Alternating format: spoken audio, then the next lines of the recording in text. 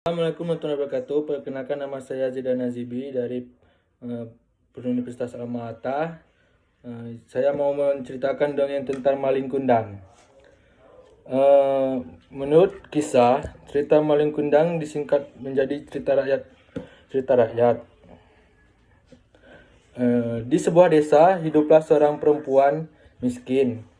Ia hidup bersama anak tunggalnya. Namanya Malin Kundang. Sehari-hari perempuan itu bekerja sebagai nelayan. Namun penghasilannya tak bisa mencukupi kebutuhan.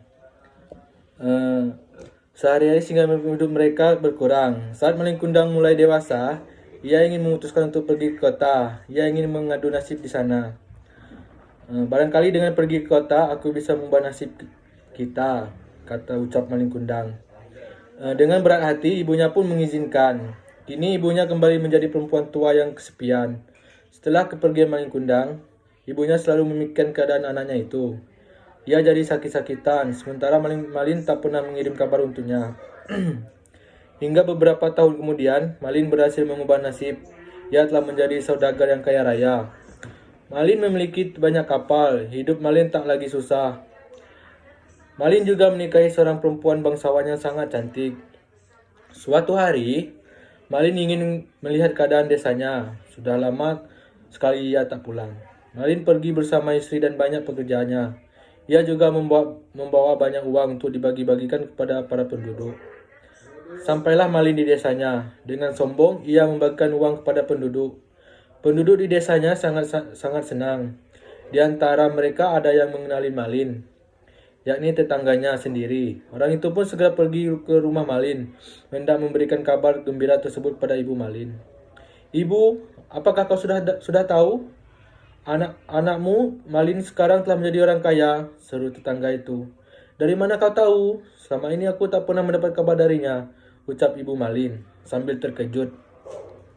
Sekarang pergilah ke dermaga. Anakmu Malin ada di sana.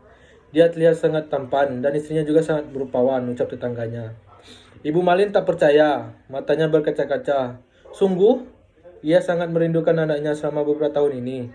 Maka ia pun segera berlari menuju dermaga. Benar saja, di sana terlihat Malin dengan istrinya yang sangat rupawan.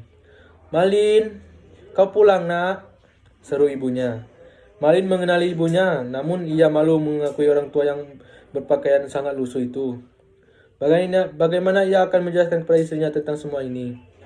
"Kau bilang ibumu sudah meninggal. Apa benar orang tua ini ada ibumu?" tanya istri Malin sambil bingung.